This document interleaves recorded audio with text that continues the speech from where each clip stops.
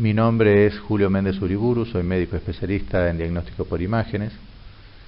Vamos a hablar ahora de cadera, haciendo un repaso anatómico, y de lesiones osteoarticulares, inflamatorias y musculotendinosas.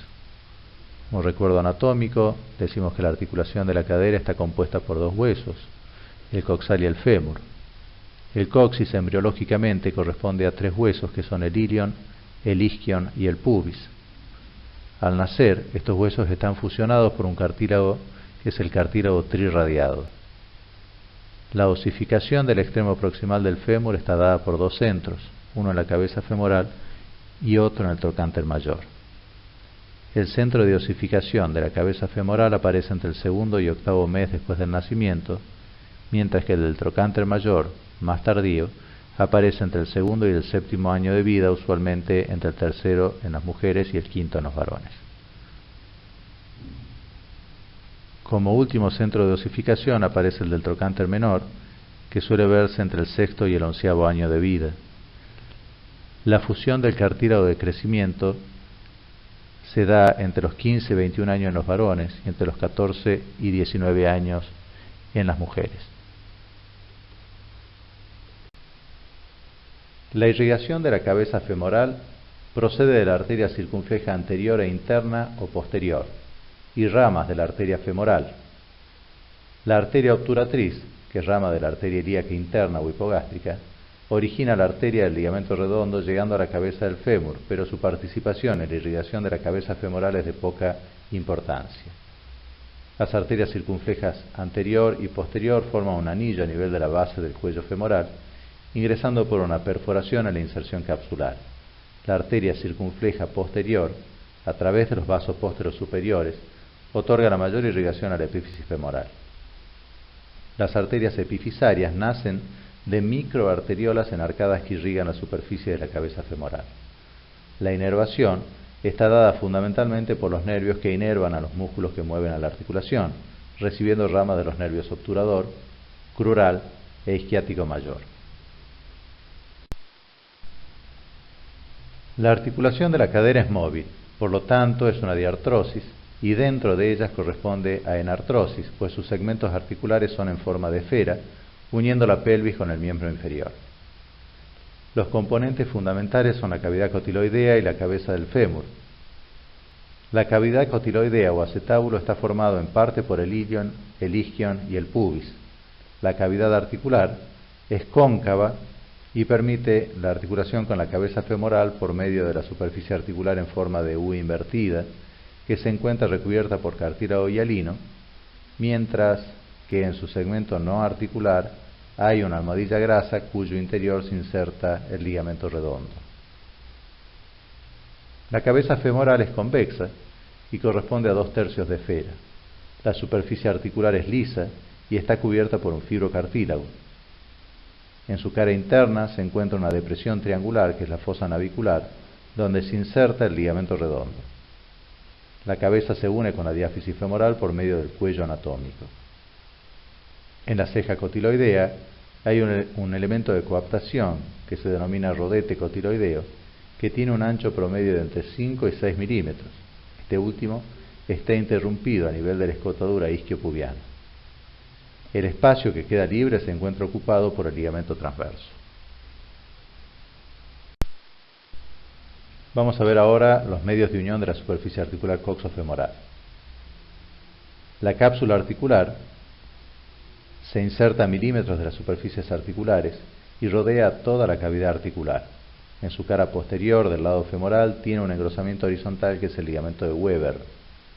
Los ligamentos de refuerzo, que son visibles en la cara anterior de la articulación, están dados fundamentalmente por tres ligamentos: el ligamento iliofemoral, el pubofemoral y el isquiofemoral.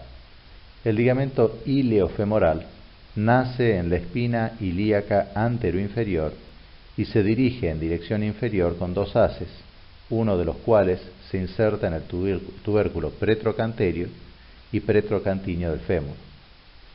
Se denomina también ligamento de Bertin o en Y de Bigelow. Tanto el ligamento pretrocanterio como el pretrocantíneo tiene forma de Y.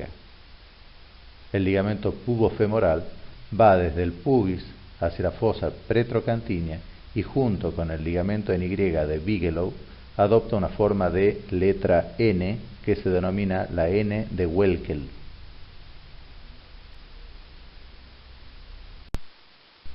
El tercer ligamento de refuerzo es el ligamento isquiofemoral, que se localiza en la cara posterior de la articulación y va desde el isquion hasta la parte superior de la articulación.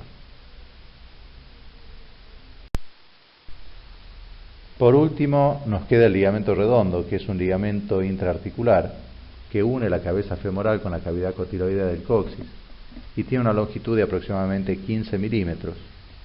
Por él corre un ramo de la arteria acetabular, que es la arteria obturatriz a la cual ya hicimos referencia. Los movimientos de esta enartrosis son complejos y en conjunto se llaman de circunducción y componen al de extensión y flexión, siendo el de extensión hasta 10 grados y flexión hasta 120 grados aproximadamente. También está la rotación interna y rotación externa, y movimientos de separación y aproximación que forman un ángulo de aproximadamente 90 grados. Las siguientes imágenes corresponden a un estudio de artroresonancia que fue cedido por el Dr. Rolón. Nos permiten reconocer los elementos anatómicos recién descritos por medio de las distintas proyecciones que veremos a continuación. Esta imagen corresponde a un corte en el plano axial con distensión capsular que permite observar con claridad al ligamento transverso del acetábulo. En un corte inmediatamente superior, el ligamento redondo, al labrum anterior, el trasfondo de la cavidad cotiloidea, el labrum posterior y el ligamento iliofemoral.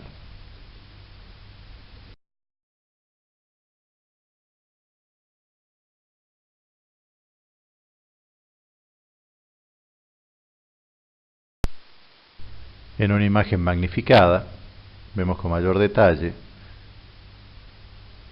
fíjense, el labrum anterior, el labrum posterior, el cartílago articular y la cápsula que lo delimita.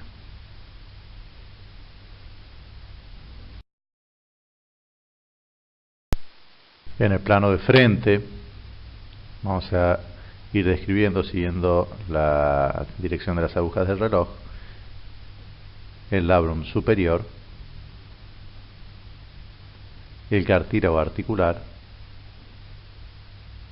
el trasfondo del acetábulo, el ligamento redondo en toda su extensión y el ligamento transverso del acetábulo.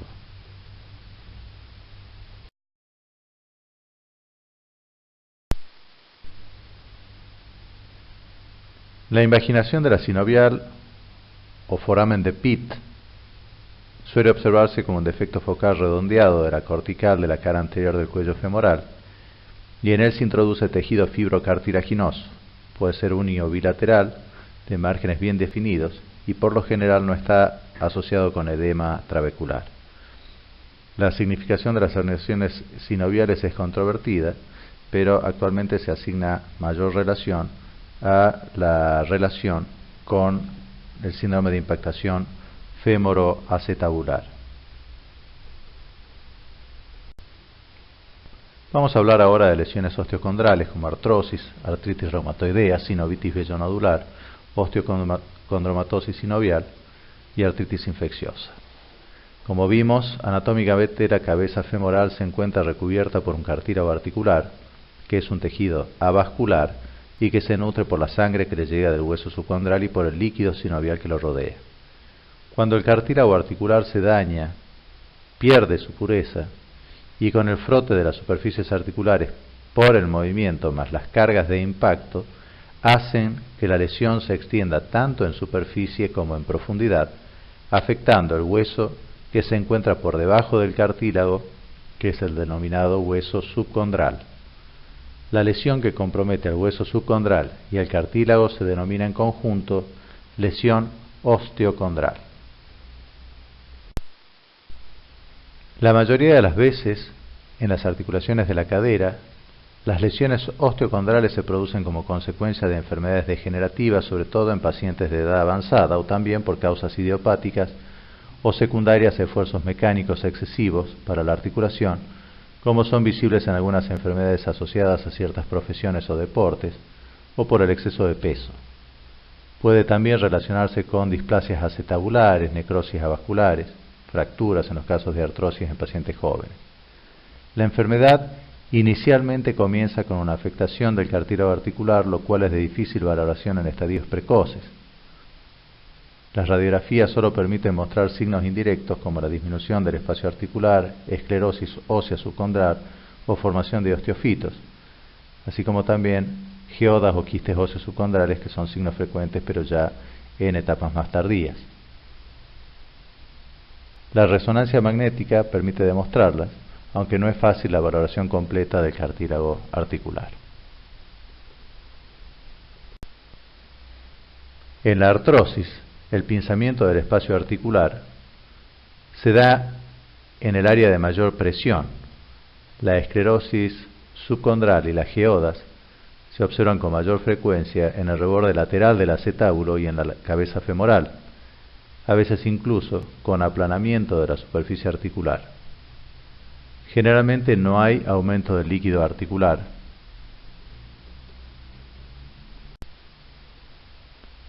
La artritis reumatoidea, por lo general, es bilateral y sistémica, aunque ocasionalmente puede ser asimétrica o unilateral, como en este caso. Es frecuente ver aumento del líquido sinovial, incluso asociándose con bursitis del iliozoas. El contraste endovenoso puede detectar proliferación de la sinovial incluso en pacientes sin síntomas referidos a la cadera, por lo que también podría eventualmente servir como una herramienta en el diagnóstico precoz. En casos más avanzados pueden reconocerse igualmente complicaciones como disminución de la densidad ósea e incluso necrosis óseas avasculares.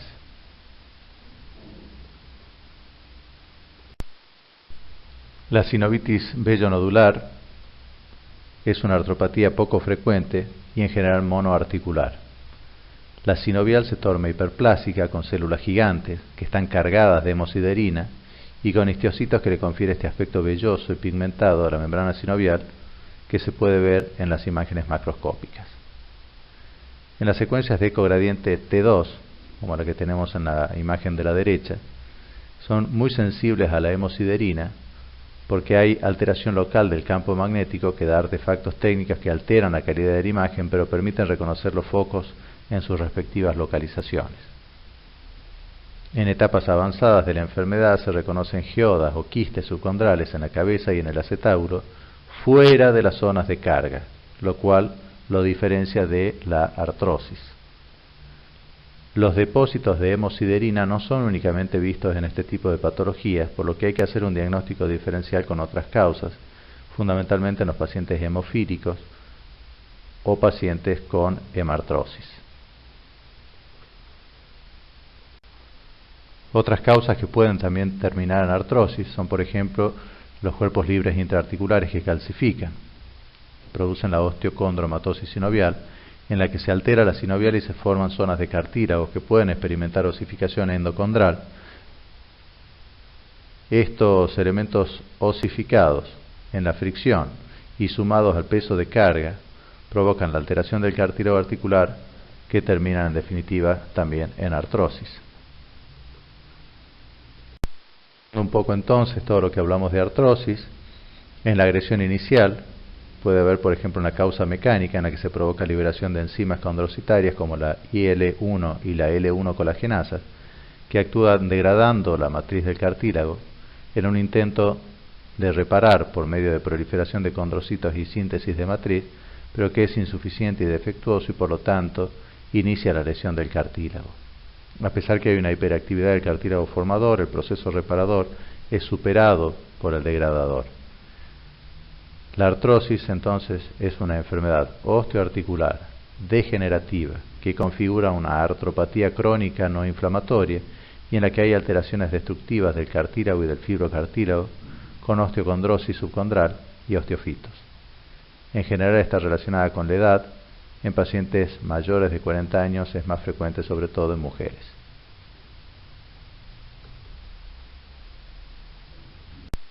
Veamos ahora patología infecciosa. Las infecciones de los tejidos periarticulares en forma primaria son raras. Pueden asociarse con infecciones en las bursas periarticulares, en los grupos musculares, que también pueden ser inicialmente afectados por una infección o secundariamente por trayectos fistulosos.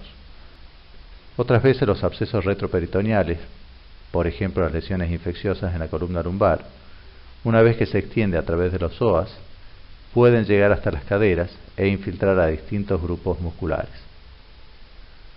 La lesión que afecta al hueso, que es la osteomielitis, es más frecuente en los niños y pueden complicarse con artritis infecciosas.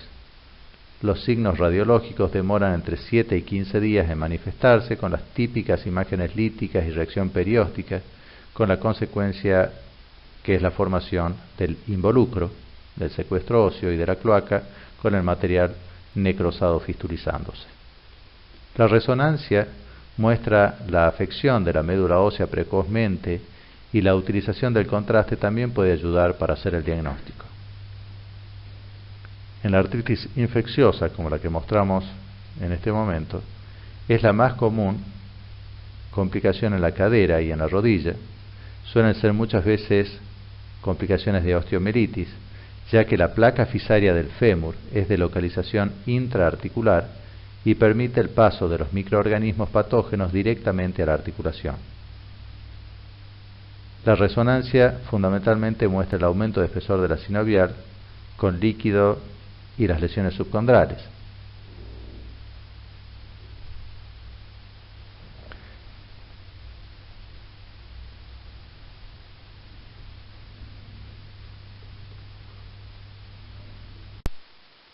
Hablábamos recién de patología infecciosa que asienta en las caderas o en los tejidos blandos que la rodean y nombrábamos como una de las causas probables a las bursitis. Las bursas que rodean la articulación de la cadera son fundamentalmente tres, las más importantes: la del iliosoas, la trocanteria y también la iliopectinia. En general las bursitis son inflamaciones de estas bolsas sinoviales que son abacterianas.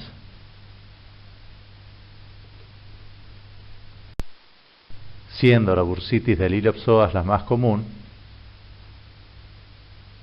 esta bursa es la de mayor tamaño en todo el cuerpo y tiene comunicación con la articulación coxofemoral. Este mecanismo de comunicación hace que muchas veces los derrames sinoviales muestren también distensión de la bursa sinovial, pero se ven distensiones bursales aisladas y sin patología sinovial intraarticular evidente. Las características de la imagen muestran hiperintensidad de la señal en las secuencias T2 o también en las secuencias de saturación grasa. Menos común, pero también suelen encontrarse bursitis en la bursa iliopectinia, como en el caso que mostramos en esta imagen. Las bursitis trocanterias son muy comunes, pueden verse unilateral o bilaterales en distinta magnitud, desde sutiles cambios como en la imagen que vemos en la derecha y en menor medida en la izquierda, donde hay aumento de la señal en la secuencia de saturación grasa, sin lesión ósea, o en este caso donde ya hay mayor distensión líquida y se puede observar con claridad en los distintos planos.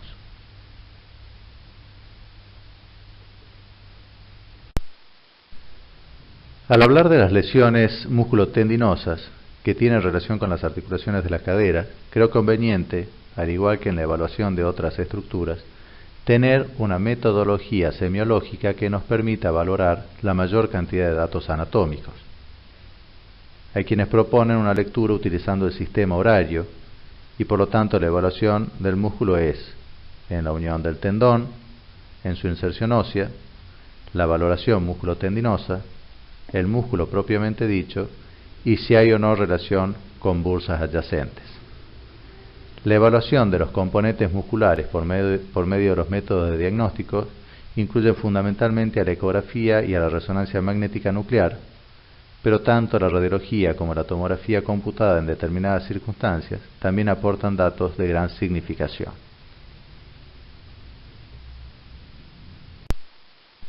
Las secuencias de resonancia magnética van a variar de acuerdo a cada resonador, pero sin duda las secuencias con técnicas de saturación grasa son ampliamente reconocidas como de gran importancia en su valoración.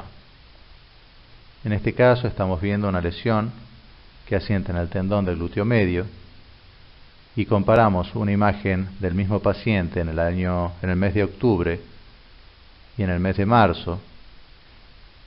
La alteración de señal y el aspecto del tendón han cambiado, reconociéndose imágenes focales con mayor señal en la secuencia actual, pero que en el examen anterior ya empezaban a hacerse definibles. En este caso de tendinosis, la resonancia magnética fue de gran utilidad. La unidad miotendinosa en atletas, sobre todo, puede sufrir avulsiones en el área de inserción, o distensiones, o laceraciones, o incluso denervación. Cuando una fuerza importante o más bien excesiva es aplicada en el área de inserción, puede haber avulsiones, y en la pelvis esto se suele observar con mayor frecuencia en el sitio de inserción isquiática, en los tendones del bíceps femoral y del semimembranoso, como en la imagen que mostramos. Categorizando en 3 grados, la lesión músculo-tendinosa. En el grado 1 hay aumento de la señal entre las fibras musculares en la región de unión entre el músculo y el tendón, que da una imagen que algunos asemejan con el patrón de pluma de ave. En el grado 1 se caracteriza por una lesión microscópica, ya sea en las fibras del músculo o en el tendón, que no afectan a más del 5% del volumen total. No hay una pérdida de fuerza significativa que sea rescatable en un examen clínico, pero la resonancia magnética en estadios agudos muestra además el edema y la hemorragia que se localiza en la región de la unión miotendinosa con un aumento focal o difuso de la señal en las secuencias T2. Puede haber también un anillo hiperintenso en el área de la lesión con líquido entre la fascia muscular o entre los grupos musculares vecinos. Es importante destacar que no hay alteración de la estructura muscular en el grado 1. En esta resonancia mostramos un desgarro grado 1 en el músculo obturador externo y en esta otra imagen también hay una lesión grado 1 en el músculo gémino superior en el lado izquierdo.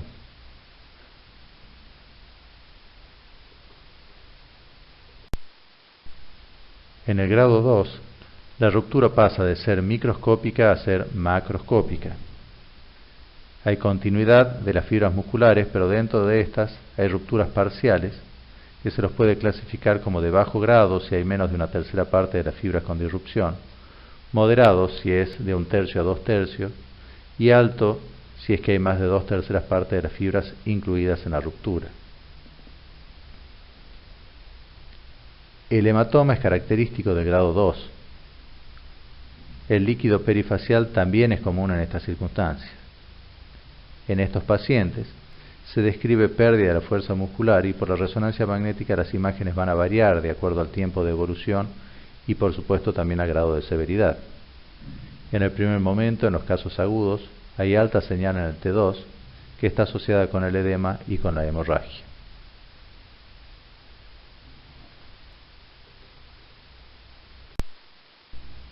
El grado 3 es el de mayor magnitud. Hay ruptura completa de las fibras musculares o de la unión miotendinosa, pudiendo existir o no retracción. En este caso vemos en el plano de frente y también de perfil el grado 3, esta lesión miotendinosa en el área de inserción del bíceps femoral, con discontinuidad de las fibras y hematoma en el espacio de retracción, que pone en claro el grado de lesión a la que estamos refiriendo. otro desgarro, en este caso del músculo glúteo medio en el lado izquierdo. Una dificultad que se nos presenta a veces cuando vemos imágenes con lesiones musculares traumáticas es que la existencia de un hematoma a veces nos complica discernir si hay una lesión pseudotumoral o tumoral subyacente. A veces en estos casos la utilidad del gadolinio puede tenerse en cuenta. Los golpes directos sobre los músculos originan contusiones musculares que se asocian con hematomas y eventualmente pueden llevar a necrosis de las fibras musculares o bien a calcificaciones heterotópicas, como son el caso de las miositis osificantes. El término miositis, que generalmente es el utilizado, no sería el correcto porque no es la consecuencia de un proceso inflamatorio, pero el uso común es como lo ha consagrado. En general estas se observan en grupos musculares de extremidades en aproximadamente el 80% de los casos.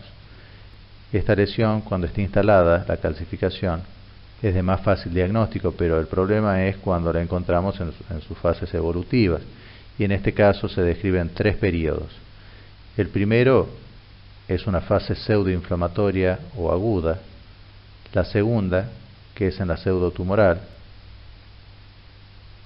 y la tercera, que es la crónica, donde ya está autolimitada y los hallazgos nos permiten diferenciarlo de otras patologías como las neoplasias. Típicamente hay una masa osificada, como la que vemos en esta imagen, con márgenes netos, con calcificaciones más evidentes en las zonas periféricas que en las centrales, y no hay continuidad con el hueso adyacente en general, aunque puede haber contigüidad con el hueso si es que originalmente la lesión produjo algún tipo de lesión en el periósteo adyacente, como en el caso que mostramos en esta última imagen de la presentación.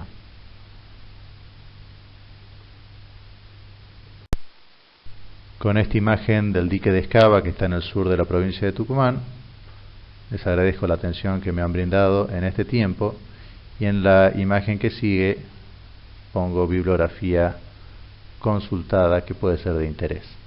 Muchas gracias.